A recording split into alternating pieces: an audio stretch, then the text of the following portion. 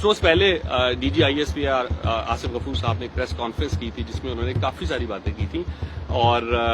उसमें एक बात उन्होंने जो मुझे बड़ी इंपॉर्टेंट लगी वो PTM के बारे में की कि PTM जो एक नई जमात है वजीरिस्तान से जिसका ताल्लुक है मंजूर पश्तीन और उसका सबसे एक फेमस फिगर है, उस जमात को रॉ से फंडिंग हो रही है और वो यहाँ पे एंटी पाकिस्तान एक्टिविटीज में मोस्ट प्रोबेबली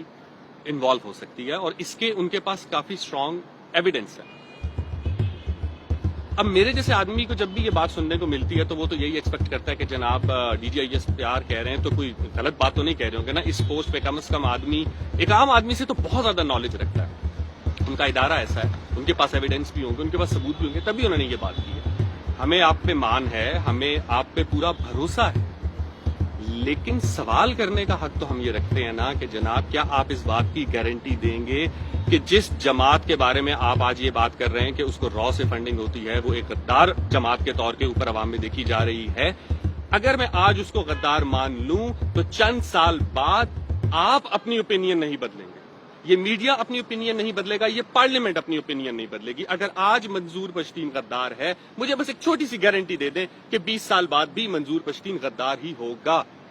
क्योंकि पिछले 70 सालों में तो मैं बहुत से लोगों को जो है कभी गद्दार और कभी मुहिब वतन देख चुका हूं। मतलब फातिमा जिना जिन्हें हम मादरे मिल्लत कहते हैं, क्या उन पे गद्दारी का लेबल नहीं लगा?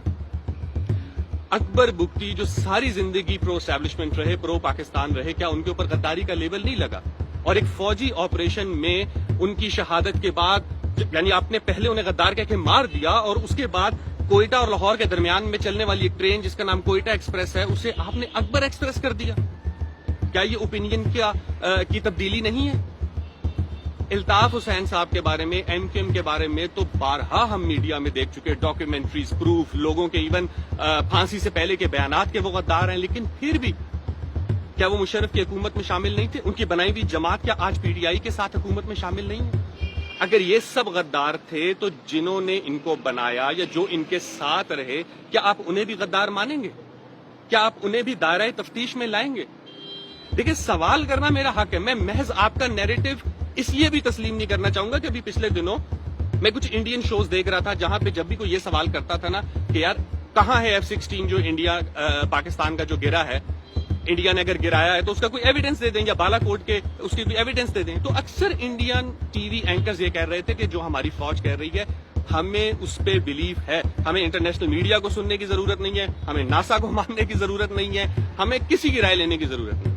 तो हम उन पे हंस रहे थे, हम कह रहे थे भाई ये कैसी आप बात कर रहे हो, दुनिया वालों की भी सुन लो ना, सिर्फ अपनी फौज की ना सुनो। तो क्या आज वही सवाल मैं अपने आप से ना करूं?